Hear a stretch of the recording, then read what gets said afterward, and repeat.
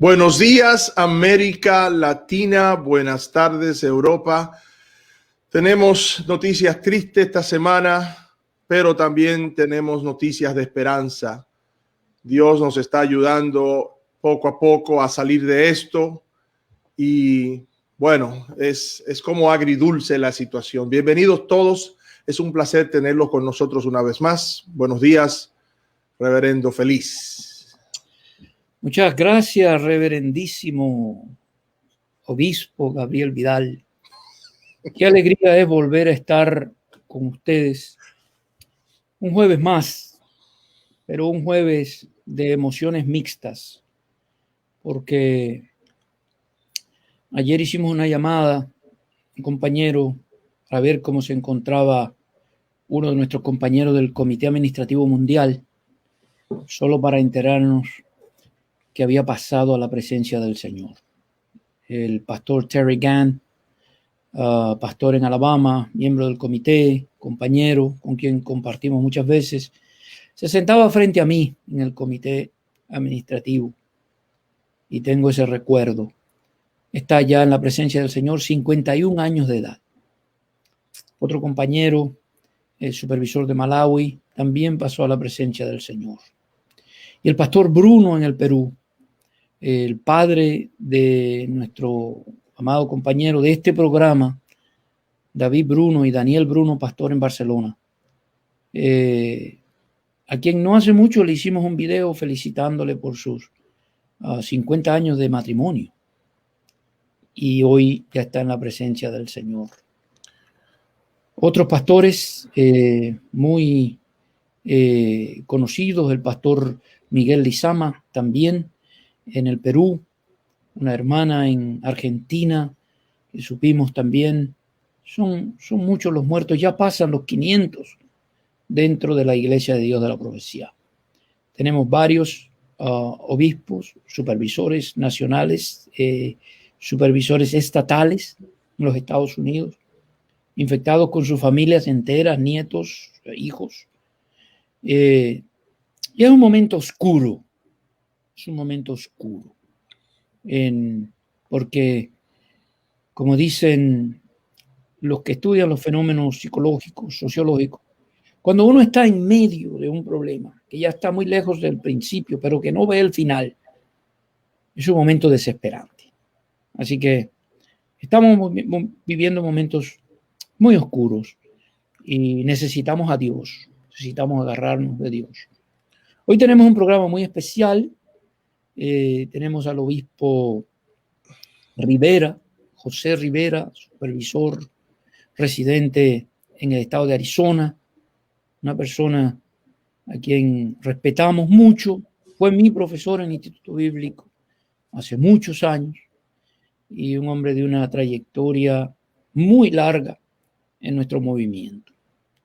Y queremos que él esté con nosotros en unos momentos. También el doctor Elías Rodríguez estará con nosotros.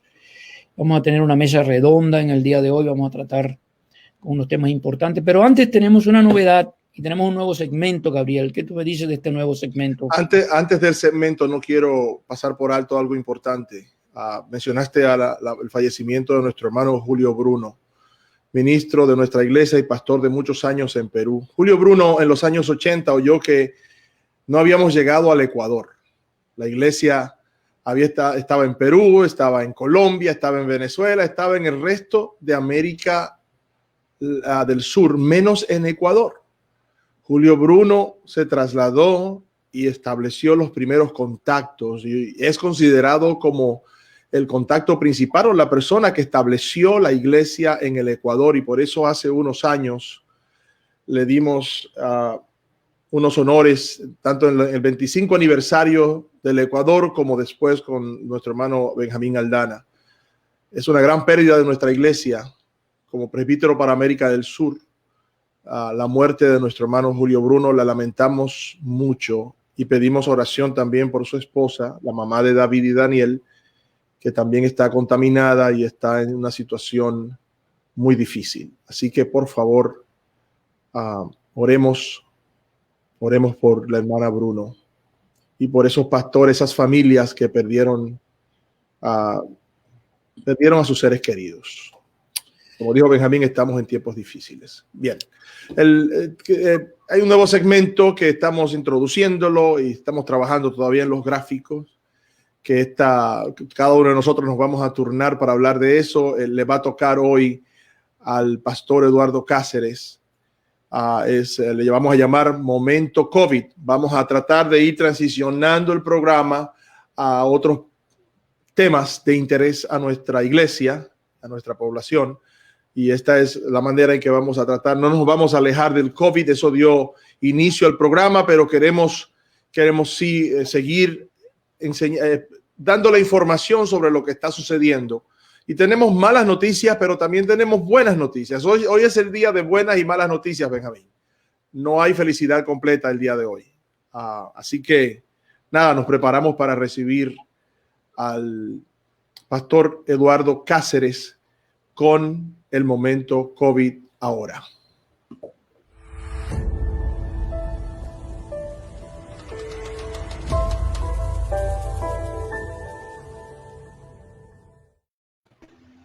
Adelante, Eduardo.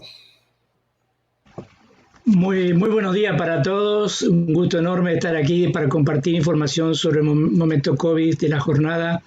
Queremos saludar a nuestro querido amigo David Bruno por la partida de su padre, el ministro y pastor Julio Bruno. Le mandamos un fuerte abrazo. Nos entristece mucho la partida y también el vacío que ocasiona un ser querido en una familia tan amorosa y tan dedicada al Evangelio en Perú y Sudamérica. Nuestra condolencia y abrazo fraterno para con él. Queridos compañeros, quería hablarles que vamos a compartir datos relevantes en unos minutos nada más sobre cómo va el COVID a través desde el 20, o mejor dicho, desde marzo a la fecha de hoy, y también sobre el impacto en los últimos días y qué es lo que está sucediendo con el COVID, de acuerdo a algunos análisis que tenemos del New York Times. Algo que queríamos compartir en el día de hoy con ustedes es la información que hasta el día de hoy en Estados Unidos, por ejemplo, han habido 25.904.713 personas afectadas con el COVID. A nivel mundial son 101.550.049, lo que significa esto que Estados Unidos tiene el 25% del COVID en lo que va del periodo. Han muerto en Estados Unidos 2.187.000 a 69 personas, que lo que representa el 2.5 de su población, y se han recuperado 73.458 con 263. Actualmente se han vacunado 80 millones de personas, 80.352.306 personas. Y por países, por ejemplo, podemos darnos cuenta, ¿verdad?, que los casos totales por ejemplo, en México, 1.800.000, para ir a compartir algunos países por continente, el continente latinos. México, por ejemplo, ha tenido 1.806.849 en total de casos. Brasil, 9.485.000, Argentina, 1.896.000, República Dominicana, 207.455, Honduras, 144.007 casos, y Guatemala, 156.493 casos. Según el periódico New York Times, ¿verdad? Se está observando una reducción del COVID en los últimos días. Podemos hablar que posiblemente del 8 de enero a la fecha de una reducción del 35% abruptamente. Puede que y hay dos causas de las cuales la Universidad Johns Hopkins hace un análisis. Que estemos una de ellas puede que estemos en la primera fase de la inmunidad de grupo. O sea, unos 100 millones de estadounidenses parecen haber tenido el virus. Por cada persona que da positivo, 3 o más lo han tenido, según sugieren los estudios. Otros 24 millones de personas se han vacunado. Esto hace que el movimiento del COVID se va reduciendo y también va creando una inmunidad en las personas, tanto las que han tenido como la vacunación. También un segundo punto puede que haya más estadounidenses que lleven máscara y se mantengan socialmente distantes. Muchos todavía no lo hacen, como se puede comprobar en un viaje que se hicieron en 1.600 millas para ver esto. No necesariamente lo están haciendo en todo el país, pero cualquier aumento en el comportamiento seguro ha sido importante según la fuente New York Times. Es importante que nosotros veamos, ¿verdad?, estos datos como datos muy relevantes para lo que viene. Definitivamente no todos los países están recibiendo la vacuna, pero se están preparando para recibirla. Ya la información que se está manejando, ¿verdad?, que se está compartiendo, está incluyendo no solamente los casos positivos, sino también los casos los casos positivos que están actualizados, también los muertos y esto, sino que también están incluyendo la vacuna. Para cerrar, quería decirle, por ejemplo, Estados Unidos tiene actualmente 9 millones de casos activos, 9.805.000 casos activos, ¿verdad? Y 25.000 nuevos casos se han agregado en las últimas 16 horas. Han muerto 440.253 personas y han muerto 736 en las últimas 16 horas. Y se han vacunado actualmente aquí en Estados Unidos 23.540.994 personas. En las últimas 16 horas se han vacunado 806.751 personas. Esto indica la política nueva del nuevo plan de gobierno de Estados Unidos también, que tiene como idea vacunar 1.300.000 personas al día. Si bien esto para Estados Unidos mantiene una distancia gana en terminar de vacunar a toda la población, es muy importante para la reducción del COVID en nuestra población. Muchas gracias, compañero. Muy bien. Wow. ¿Cuándo nos toca a nosotros? Como en abril. Bueno, en Massachusetts hay un plan de 3 fases. Ya estamos en la segunda fase, que empieza el primero. Y la tercera fase empieza abril, mayo y junio. Se prevé que para junio termine la vacunación aquí en Massachusetts. Supongo que casi todos los estados van a manejar estas 3 fases. Debe ser un plan nacional. Y todo depende también de los lugares que muchos estados están presionando y ciudades están presionando que, de acuerdo al índice alto de contagio, las vacunas lleguen más rápido. Wow, tremendo. Nos informa compañero Fidel Cruz desde Honduras. Ya en Honduras no hay salas de hospital. Han muerto 69 doctores. El sistema está a capacidad, más allá de la capacidad. Nos escribían desde El Salvador pidiendo oración por el pastor Carlos Aquino, joven, un compañero del ministerio. Ayer estuvimos orando por él con el supervisor nacional, el obispo Ticas, estuvimos orando por él. La situación es desbordante, es bastante preocupante. Ahí veía en pantalla que el obispo Félix Santiago, su esposa Lidia, ya se pusieron la vacuna, el primera ronda, ¿no? Eso está muy, muy importante. Yo hice la cita ya para mi suegro acá en Tennessee, hay que hacerla en línea y luego ellos se ponen en contacto. Algunas de la oficina internacional ya se pusieron el primer round de la vacuna. Para edad, acá para tener acceso en Tennessee tiene que tener más de 75 años de edad. En esa fase estamos. Es muy importante que un asunto, perdón, obispo, es que en la primera fase de Massachusetts está contemplado los pastores, o por lo menos aquellos que tienen contacto directo con familias que quizás con problemas de salud y todo eso. Sí, es correcto. Así que tenemos un programa de variedad. Este segmento lo vamos a tener Todos los programas nos vamos a turnar nosotros para traer el momento COVID, porque todo el programa no será de COVID. Tenemos que seguir adelante. Lo que nos dicen los expertos es que por mucho tiempo, vamos a tener que acostumbrarnos a coexistir con el COVID, tomando las medidas necesarias, manteniendo distanciamiento social, lavando las manos, desinfectando y el uso de máscara, a pesar de y por encima de tener la vacuna, que es donde se espera el próximo desafío.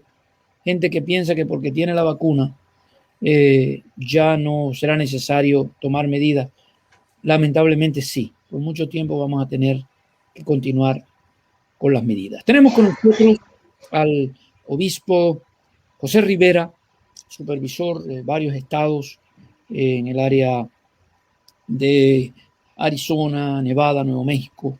Él está con nosotros y queremos que él nos hable. Él fue entrevistado por el New York Times y nos trajo un tema muy importante, porque me preocupa lo que estoy oyendo en América Latina del voto evangélico. Eso me suena a mí a algo que acá está muy trillado en los Estados Unidos. Ha sido muy abusado. La iglesia se ha tomado ventaja de la iglesia evangélica, porque el país, quiero decir, así mismo como veo en América Latina, veo unas tendencias muy peligrosas en América Latina. Pastores que quieren dejar sus iglesias para lanzarse a la política y luego quieren contar con el voto evangélico como un bloque. Esto es peligroso y esto tiene sus bemoles, como decimos, y debemos tener mucho cuidado. Y aunque nuestra institución no está sucediendo, vemos con mucha pena lo que está pasando con pastores que gozaban de la admiración, y eso es lo que los lanza a la política. Hacen un cálculo político y luego se lanzan, pero quieren seguir pastoreando. No, y usan la iglesia para ganar votos y hacen proselitismo desde el púlpito. Algunos. Entonces, varias iglesias ya en Centroamérica han tenido que llamar a sus pastores y decirle, bueno, ¿usted es político o es pastor? ¿Cuál de las dos? Y si va... Pero entonces luego viene ese conflicto de intereses, ese usar fondos de la iglesia para financiar una campaña, usar el tiempo, abusar, traicionar ese llamado supremo del púlpito para hacer proselitismo, garantizar el voto de los miembros de la iglesia por un partido. Entonces, y utilizar esa garantía para sacar ventajas económicas y de influencia dentro de un gobierno X. Entonces nosotros como pastores, como presbíteros, queremos decirles a ustedes ya con tantos años, tantas veces que hemos estado en la Casa Blanca, que nos hemos reunido con tantos personajes, tantas llamadas que en estos mismos días nos han llamado tantas personas para pescar en mar revuelto, porque ahora el mar está revuelto. ¿Cuál es mi palabra de advertencia a nuestra audiencia, tanto en Estados Unidos como en América Latina, Iberoamérica? Los Estados Unidos está peligrosamente dividido, extremadamente polarizado, y los dos lados no están hablando, no se están comunicando. A la vez que eso es un gran peligro, eso ofrece también una gran oportunidad misional para la iglesia. Pero si la iglesia está igualmente dividida, si la iglesia está igualmente polarizada, no podrá tener una voz profética con autoridad que le hable a los poderes y que sirva como el agente de reconciliación que está llamada a ser. Y con este preámbulo, yo quiero traer al obispo José Rivera, que magistralmente nadó esas aguas turbulentas de estas entrevistas que nos hacen a veces. Y a mí me encantó el artículo, obispo, y le damos la bienvenida. A mí me encantó cómo usted ahí nadó esas aguas y como gato boca arriba. No, pero ese artículo le llamó la atención a Univisión y él conectó al compañero José García para que vaya y dé la cara. Como gato boca arriba. Me llamaron de Canadá, me llamaron del Reino Unido, me llamaron de California y llegaron varios a la oficina a querer hablar. Ya yo vi que se estaba poniendo político el asunto, entonces yo no quería ser parte de lo que era obvio que iba a pasar, porque había un quejido, había un dolor, y una de las cosas que quiero enfatizar aquí, creo que sabiamente, primeramente, gracias por la oportunidad de poder compartir mi corazón a los presbíteros, Vidal, presbítero Félix, Feliz. Para mí es un honor estar aquí. Mis condolencias también a mi hermano Bruno. Gracias por el honor de compartir este programa también con Eduardo Cáceres, que siempre los veo aquí. Quiero decir que la nación está, un grupo, la mitad de la nación está en dolor y la otra mitad está en celebración. Hay que tener prudencia cuando uno entra a un sepelio. Uno no entra con voces de júbilo. Tampoco entra uno a una celebración vestido de negro. Entonces hay como un terreno complicado que caminar ahora. Y hablando del artículo, yo mencioné que me sentía políticamente desamparado. Y estaba políticamente desamparado porque los valores de un grupo no me representaban a mí, pero las retóricas y las injusticias del otro tampoco. Y yo me sentía, como quien dice, sin dónde tomar la dirección. Y diciendo esto, quiero mencionar que la iglesia ha sobrevivido toda clase de gobiernos. Yo serví en Argentina, donde hubo un golpe de Estado. Ahí la iglesia hizo su función. Serví en Uruguay, donde habían los tupamaros y un sinnúmero de situaciones, un gobierno militar. Serví en Panamá, donde Noriega y estaba transicionando los tratados Torrijos-Carter en ese tiempo. La iglesia ha avanzado todas las veces en todas clases de gobierno. Entrando a Cuba un tiempo me sacaron los libros, yo respeté esa aduana, era su sistema, pero la iglesia creció y lleva hacia adelante el trabajo. Así que la iglesia está para denunciar toda injusticia, sea de un partido, sea de otro. Y cuando nosotros nos identificamos muy claramente con un partido o con otro, perdemos el derecho de decir encerrar niños en jaulas no es correcto. O perdemos el derecho de decir el aborto es incorrecto. Entonces, la iglesia tiene que mantener su neutralidad y estar abierta a poder declarar la injusticia, y la mejor forma que lo hacemos es teniendo respeto por los puntos de vista de ambos y no irnos nosotros al extremo de decir que un grupo es del diablo, otro grupo es de Dios, porque Estados Unidos no es una nación teocrática.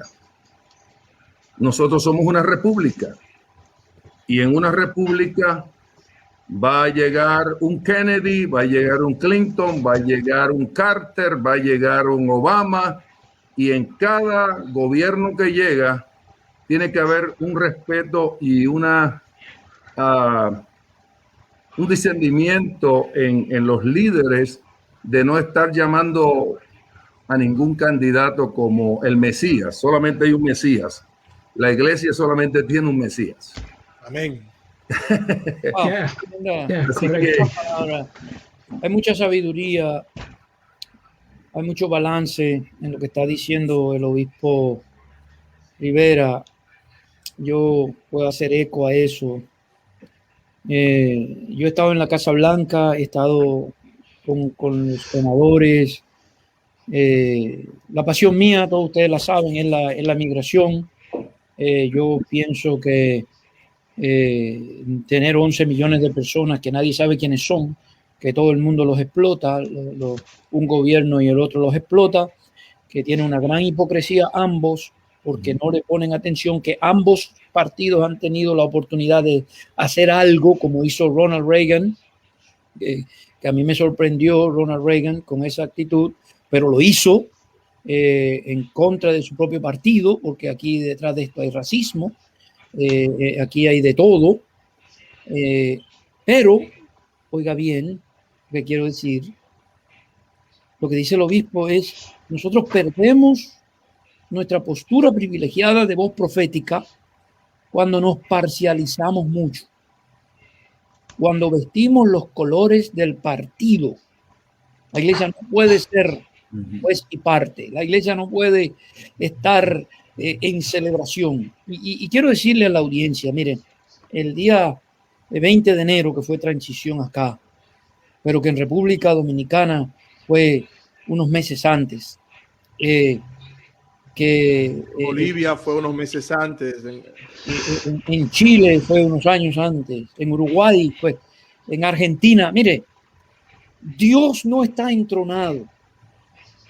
Me encantó yo creo que yo lo dije en el programa pasado. Una teocracia y una democracia. Mire, Dios se mueve en la democracia a través del voto de las personas. Y el momento de orar es cuando usted va a las urnas.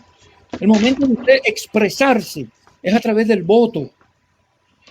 Es por eso que yo digo, cuando Cristo nos salvó, no fue el cerebro que nos quitó, como dice el doctor Polishuk, fue nuestros pecados. Y nuestras neuronas pueden ser santificadas, pueden ser educadas, pueden ser domesticadas, ir a las urnas, expresarnos. Y después que usted lanzó el voto, ya, usted terminó su ejercicio en la democracia. Me encantó una frase del presidente Obama cuando se iba, que vio quién había ganado y a quién tenía que entregarle el poder. En inglés, él dijo, la democracia es sticky, es difícil. La democracia produce estas cosas. Ahora nos vamos a la casa y ahora vamos a luchar para ver cómo, pero las instituciones en una república tienen que funcionar.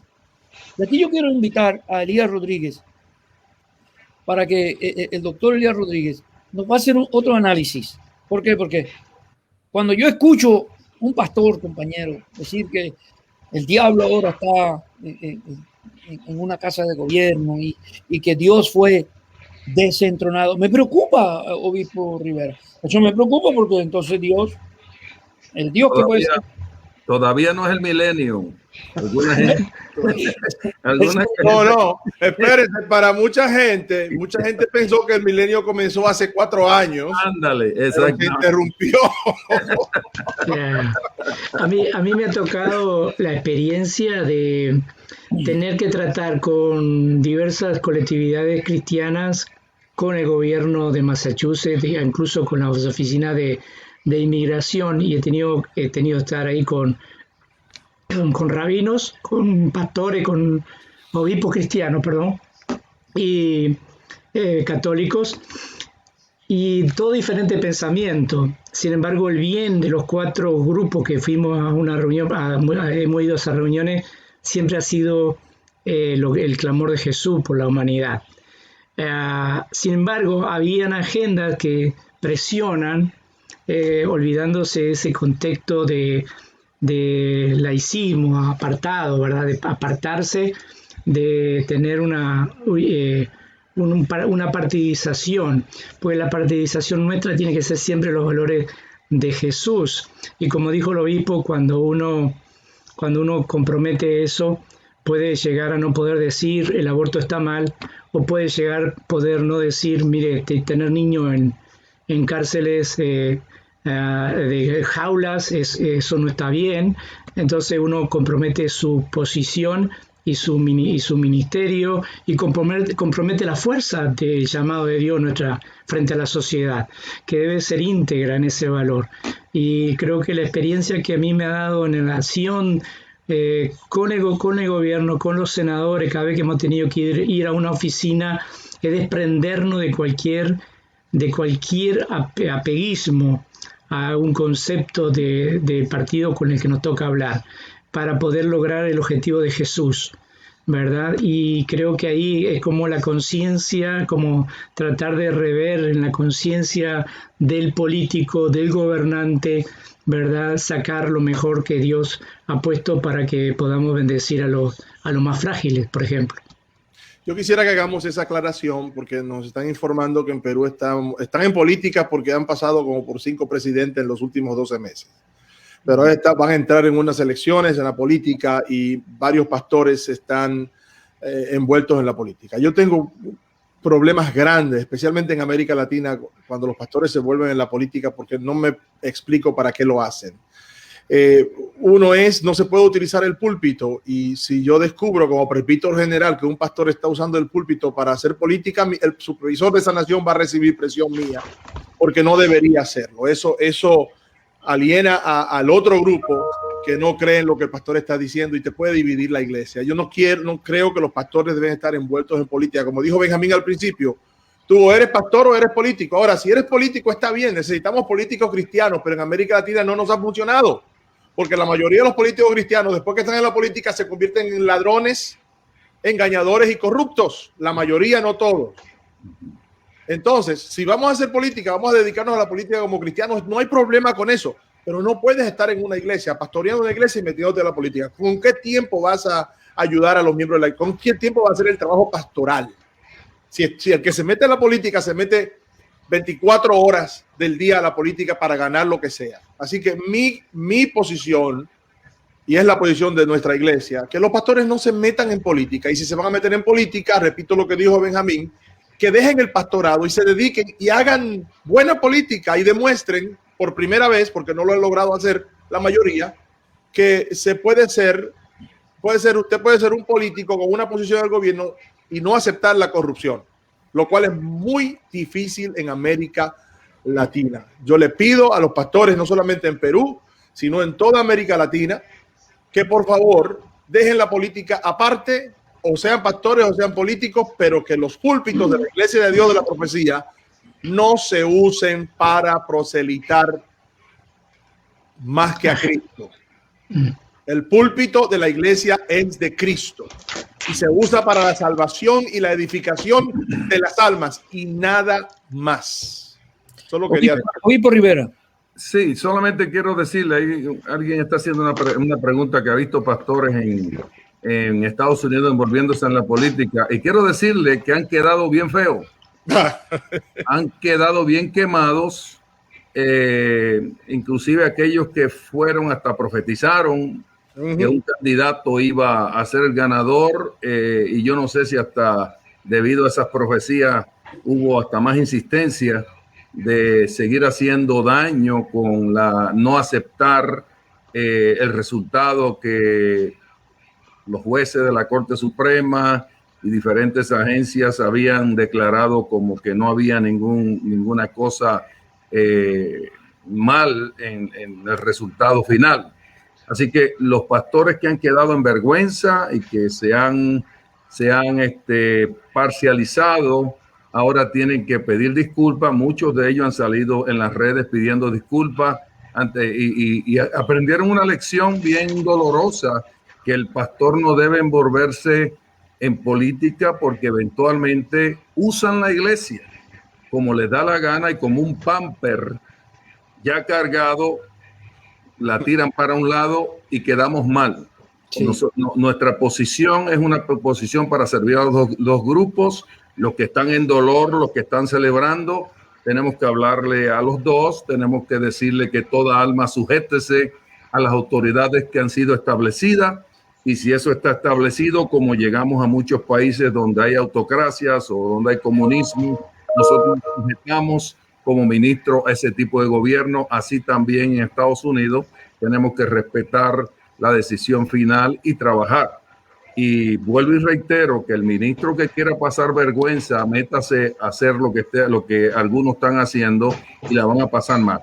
Y le está hablando a alguien que ha estado en muchos países y que hemos vivido muchas experiencias, y que hemos en Estados Unidos visto republicanos y demócratas donde algunos han sido buenos y algunos han sido malos. Así es. De los dos lados. De los dos lados. Sí, mira, ese no es nuestro trabajo, iglesia. Nuestro trabajo es el otro. Nuestro trabajo es de unir a la gente con todas sus tendencias, con todas sus... Porque es que al final del día, si vamos a vivir en una república, muy elocuentemente lo articuló Obispo Rivera, si vamos a vivir en una república, vamos a tener que aprender a respetar posiciones con las cuales estamos en total desacuerdo. Hay personas que han venido donde mí y me han dicho, oh, yo no sabía que usted pensaba de esa manera. Que, bueno, es que yo tengo que respetar. Sí.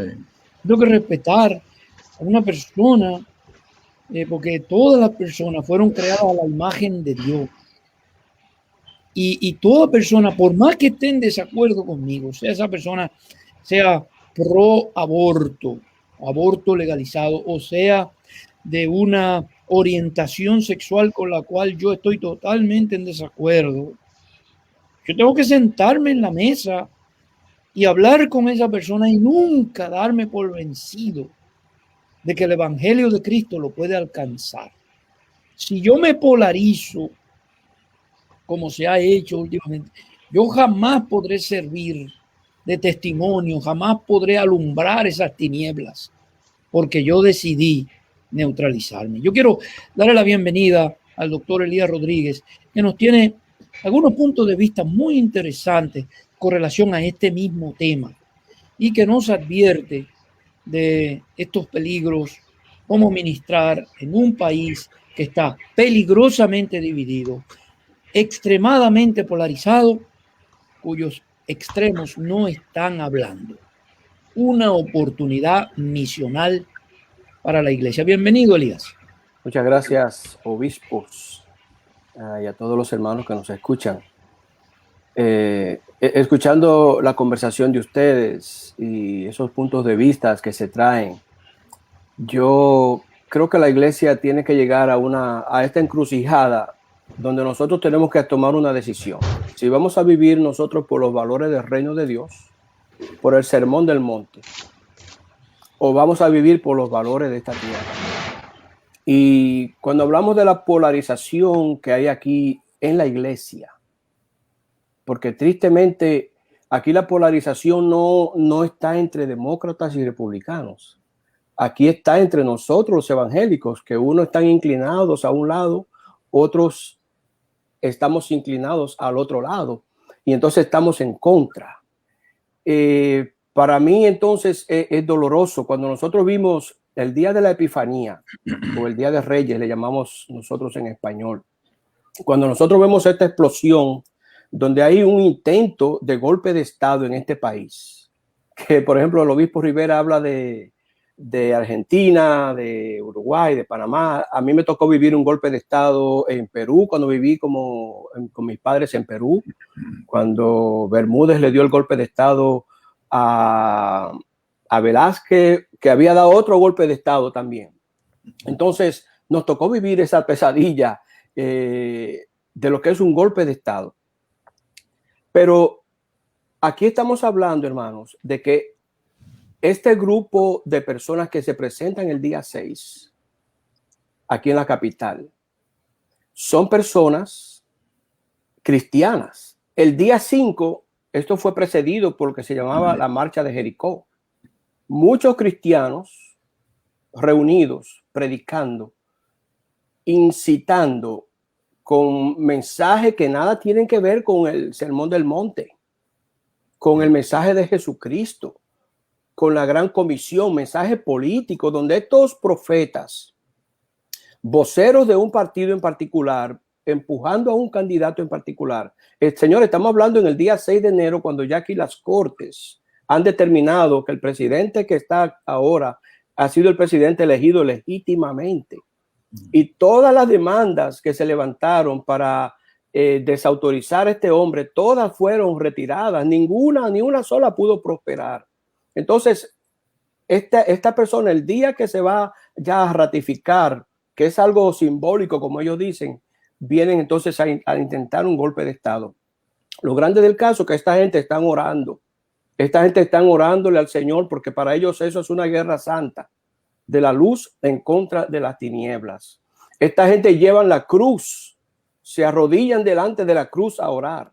Pero otro detalle importante, que también llevan una horca.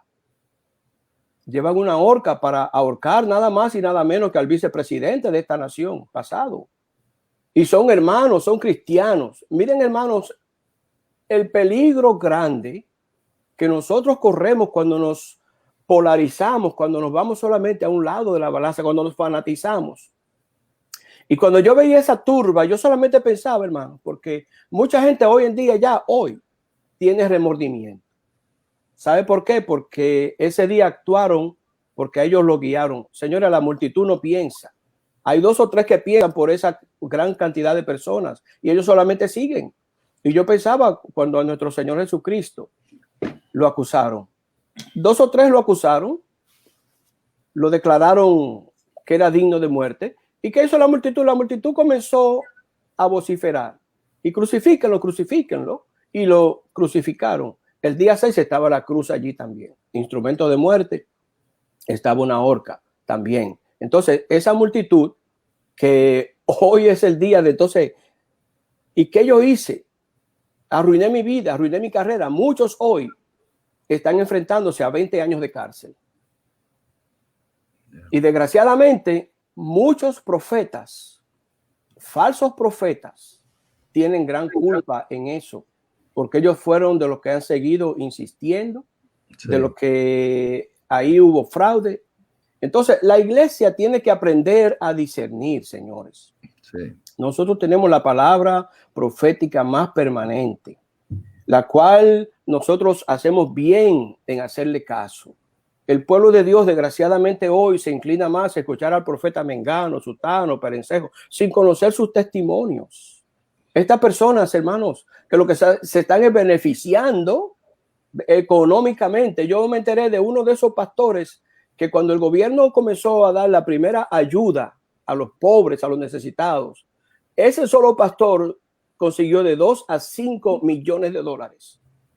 Y mucha gente pobre hoy no consiguió nada. Entonces, esta gente se está beneficiando de esa coyuntura, como ya han mencionado los compañeros anteriormente. Así es que nosotros como iglesia del Señor tenemos que aprender. Y hermanos, usted tiene que aprender a usar las herramientas que tenemos disponibles, el internet, para ir a los sitios oficiales. ¿Cuáles son los sitios oficiales que dan información oficial que usted puede confiar y creer? Porque desgraciadamente yo me doy cuenta que el pueblo de Dios cree todo lo que le dicen. Aquí hay un partido de Dios y aquí hay otro partido del diablo. Eso es lo que le dicen y lo que le venden a la gente. Pero cuando usted va a estudiar la historia de los dos, lo que hacen los dos, cuando usted va a las estadísticas, usted se va a dar cuenta que en el fondo son los mismos, no hacen nada diferente. Aquí se habla mucho del aborto. Y honestamente, cuando a mí me vienen, no, que el partido tal es en contra del aborto y el partido tal es a favor del aborto. Señores, los dos son los mismos. Aquí, desde que se aprobó la ley del aborto, aquí han habido 6 gobiernos del Partido Republicano y 3 del Partido Demócrata. Y ninguno ha hecho nada. Han tenido el poder, han tenido la autoridad de hacerlo, pero no lo han hecho. Algunos claman que el presidente pasado fue el presidente más pro vida de este país. Eso es falso de toda falsedad. Porque cuando a él se le cuestionó que si él iba a derogar esa famosa ley de Roe versus Wade, que es la ley del aborto, él dijo, ya lo dicho, hecho está. Lo dicho, dicho está. Lo hecho, hecho está. Y ahí queda. cuando a él se le preguntó de los matrimonios entre la gente del mismo sexo, él dijo, no, ya eso está resuelto ya en las cortes.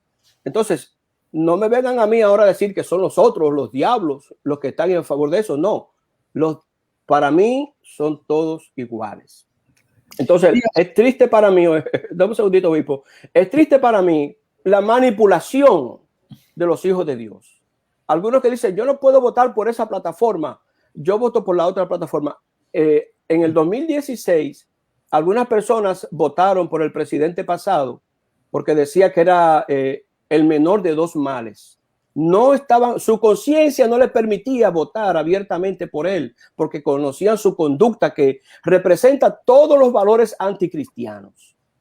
Decía, yo voto por el menor de los dos males. Ok, ahora para ahora votan otra vez por él y como ven quién es, pero ahora dice, bueno, yo no estoy votando por el hombre, estoy votando por una plataforma. Entonces, es como una forma de consolación para saber que estoy haciendo lo mal hecho, pero ni modo, aquellos son peores.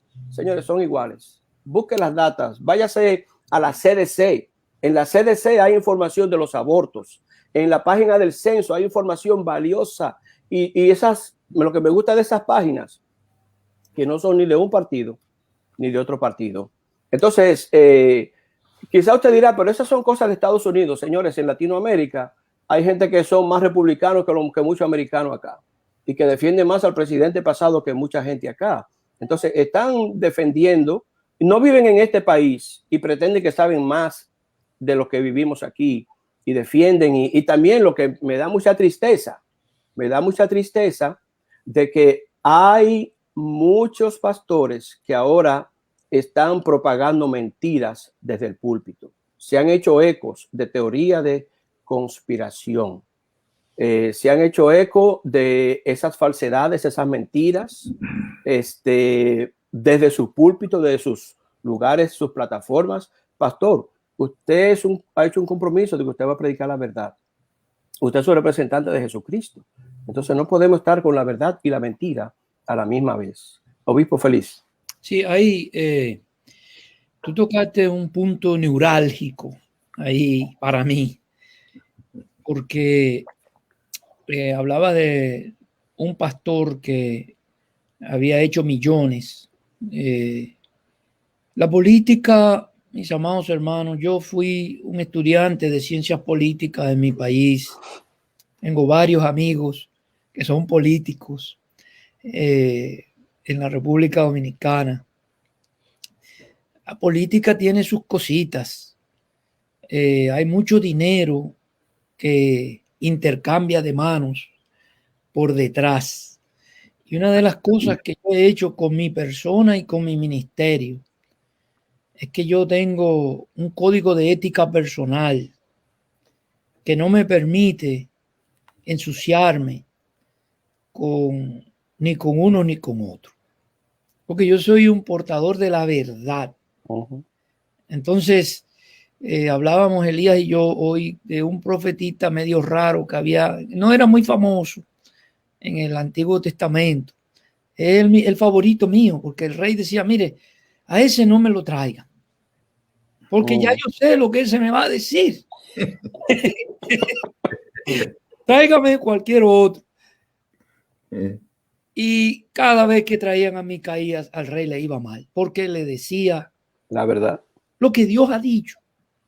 Entonces, en América Latina, es por eso que traemos este tema, porque América Latina, cuando Estados Unidos estornuda, América Latina le da gripe. Bronquitis. Le da bronquitis, pulmonía le está dando en estos días. Entonces, ¿qué pasa? Sí, porque miramos a los Estados Unidos como un modelo. Y hay países, y hay hermanos que están viendo esta fuerza política evangélica en los Estados Unidos, que es solamente como los políticos nos ven. Miren, señores, los políticos solamente nos ven a nosotros como votos. Sí. Nos ven como un bloque de votos con el cual ellos pueden contar. Entonces ya estamos vendidos. Somos un medio solamente. No, entonces, Sí, perdón. Ya le doy, obispo Rivera. Mira, por eso es que tenemos que tener cuidado. Sí. Como decía Mercedita, yo le digo Mercedita. Yo le sirvo a un Dios coherente. Yo le sirvo a un Dios coherente, como dice la doctora María Mercedes Vázquez. Sí, mucho cuidado. Que para mucho mí es cuidado. Mercedita. Ella sabe. Mira, pro vida no es solamente estar en contra del aborto. Muchos de los que están en contra del aborto apoyan la pena de muerte. Eso es una incoherencia. Entonces, cuando a mí alguien me dice, yo soy pro vida, le digo, ¿tú eres pro vida o eres contra del aborto? ¿Cuál de las dos? Y me doy cuenta que es más en contra de que maten a un niño en el vientre, pero que maten al que nació ya no, eso no es problema. Entonces, tengamos cuidado, porque le servimos a un Dios santo, ese concepto que se manejaba en el Israel de antaño de que Dios es santo y que Dios no comparte esas dualidades que nosotros a veces. Adelante, obispo Rivera. Hermano Rivera, déjeme hacer una aclaración. No solamente de derecha a izquierda, sino de izquierda a derecha. Hay gente que apoya la pena de muerte, pero está en contra. Así que como quiera es malo. Solo quiero aclarar porque entre mis luchas con mi hija adolescente, yo soy muy claro con eso. Y eso está. Ella es muy light, como dice, como coca light con el aborto, porque ella ve ciertos casuales.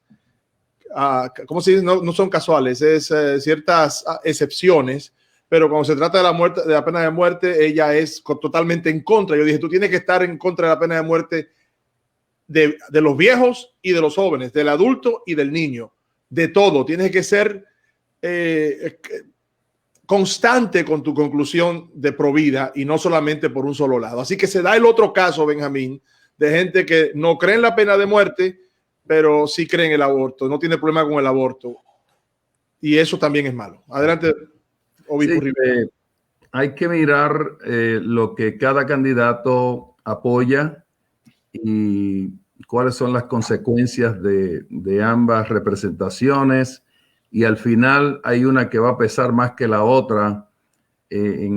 Muchas veces miramos el asunto del aborto. Yo quisiera saber cuántos abortos obstaculizó el pasado presidente y cuántos gays dejaron de ser gay en los últimos 4 años.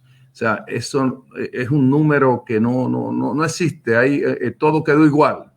Entonces, muchas veces somos muy pasionales con esos temas y no miramos las injusticias que están habiendo en contra de nuestra propia gente.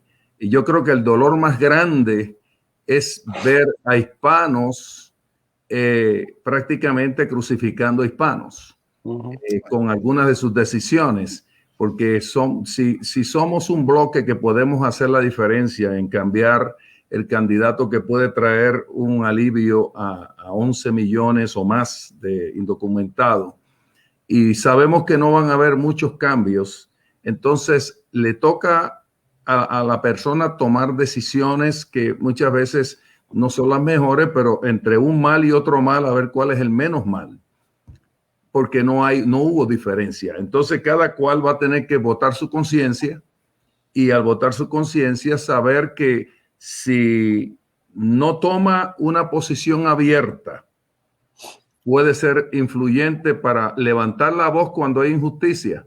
Si hay una injusticia en contra de niños o se dicen cosas en contra de los veteranos o una burla en contra de un héroe, como pasó en el caso que pasó aquí en Arizona, y debido a esa burla, él perdió Arizona. Muchos piensan que esos 12 mil votos los perdió por estar haciendo burlas. Hay cosas que realmente van a hacer la diferencia en el carácter que el individuo tiene y las cosas que habla, pues tenemos nosotros que ver si vamos a querer seguir viviendo con esa retórica o queremos ver si hay un alivio de otra manera. Cada cual tiene que juzgar esto por sí mismo y al final de cuentas, como el obispo mencionó, muy pocas cosas van a cambiar en las cosas que son, de acuerdo a nosotros, nuestra preocupación. pero si vemos que hay una esperanza como la que posiblemente haya, pues aunque nos engañen otra vez, como nos han engañado otras veces, vamos a ver qué pasa. Obispo Benjamín, yo encontré aquí una escritura en Jeremías capítulo 17 y verso 5, donde hay una advertencia que el Señor nos da a nosotros. Maldito es el hombre que confía en el hombre. Entonces, bueno, ¿qué hacemos nosotros? Yo me hice ciudadano norteamericano, entonces aquí hay mucha gente que aguantó palo, aquí hay mucha gente que fue a la cárcel para que yo hoy tuviera el derecho de votar. Entonces yo ejerzo mi derecho al voto.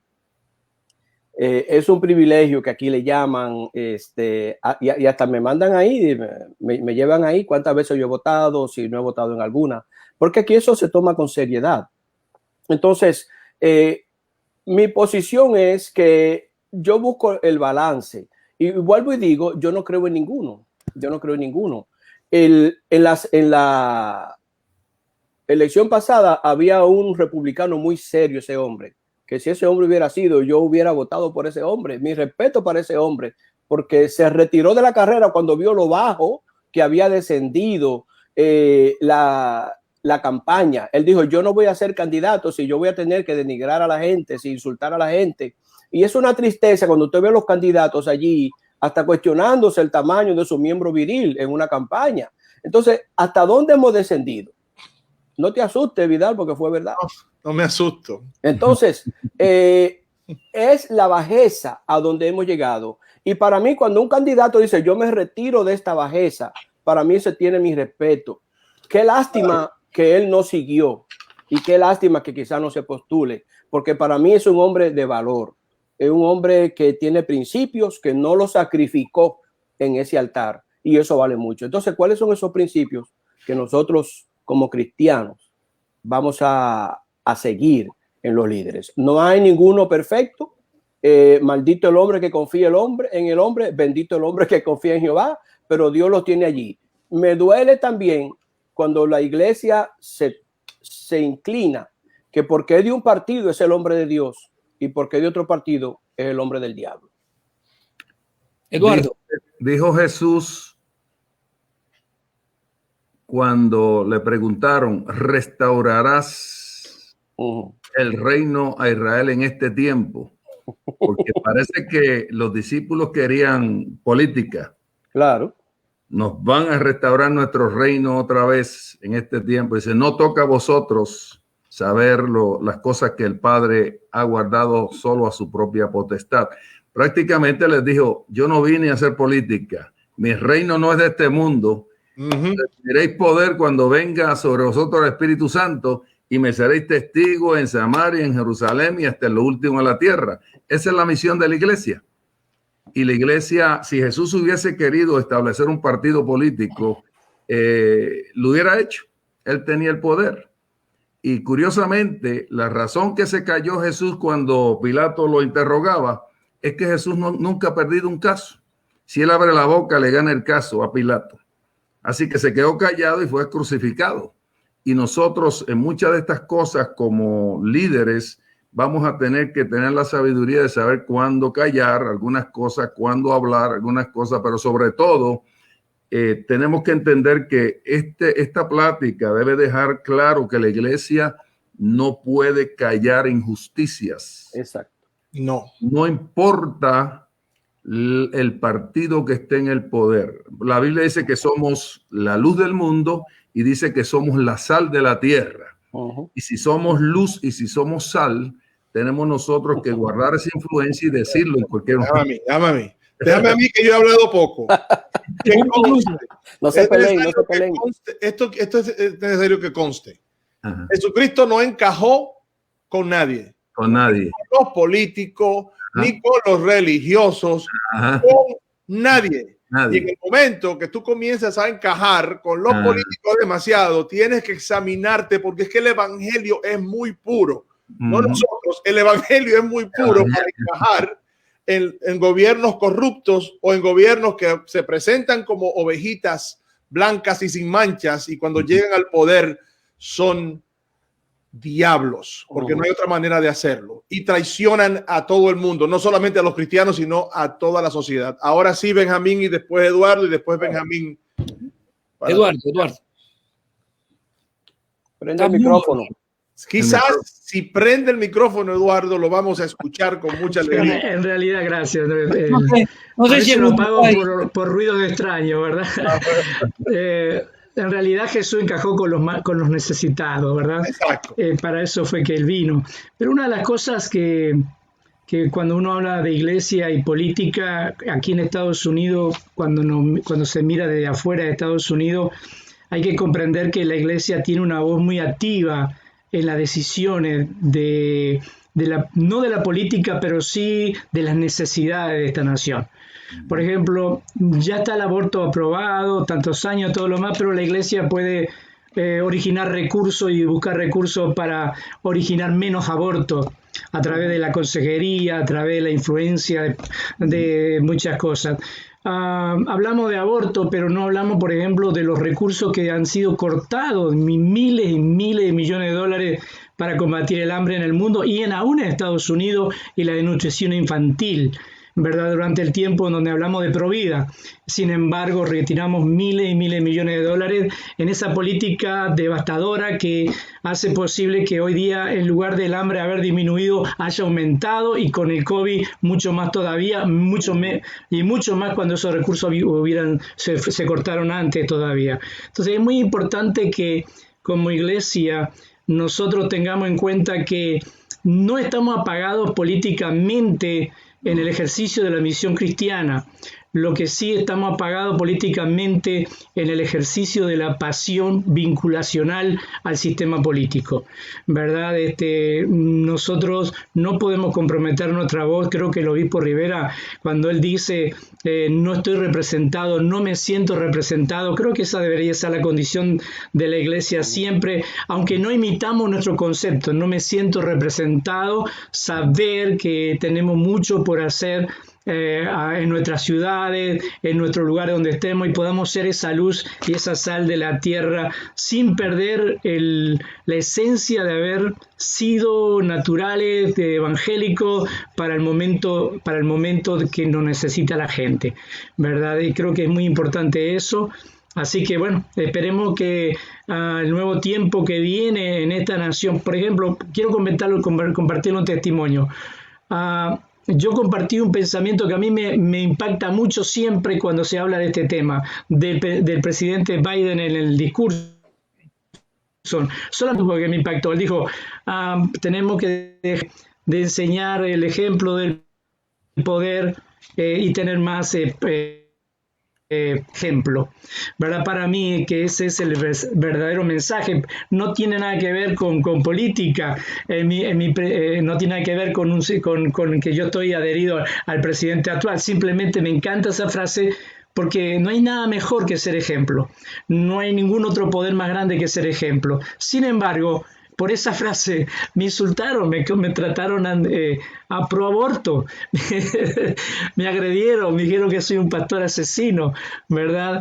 Entonces, ¿qué tiene que ver una cosa? La gente ha perdido el juicio por causa de los cristianos. Muchos cristianos han perdido el juicio, han perdido el norte, han perdido la brújula, y hoy día esa es la gran tarea, despertar para poder ser la iglesia que debemos de ser. Gracias, Eduardo. No sé si ya es tiempo de irnos. Es tiempo de irnos para no cansar a los hermanos, pero la respuesta de las personas que están escribiendo en el internet es muy buena.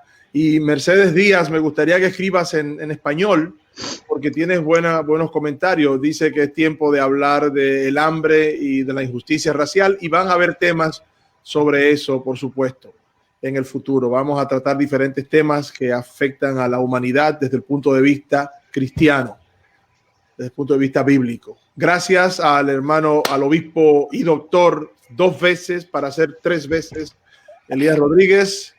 Ahora no sé a quién se parece de Elías con toda la barba blanca. Y también, por supuesto, al obispo, al legendario Ya le Y están joven, diciendo, legendario y Suena joven. viejo, eso suena El viejo, más joven, Columna es el más joven. inamovible de la iglesia. hablando, suena viejo, pero muy viejo. hablando de política, qué diplomacia para decirle viejo a una persona. Imagínate. No, pero bien ganado porque el obispo Rivera es de gran bendición, pero lo Amén. fue en el mundo. Referente. Que dirigía las naciones en América del Sur y otros lugares, y ahora en Estados Unidos fue de gran bendición. Los hermanos más, lamentablemente son los más adultos, por no decir los más viejos, lo recuerdan con mucho cariño y siempre me preguntan, y yo siempre tiene un viaje pendiente a Argentina, me dice que sí, pero en noviembre me llama y dice no puedo.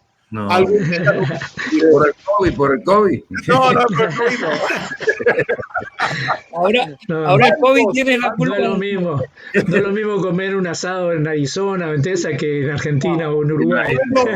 Él lo sabe. Él sabe por eso mismo. Yo pago el asado o los hermanos en Argentina lo hacen.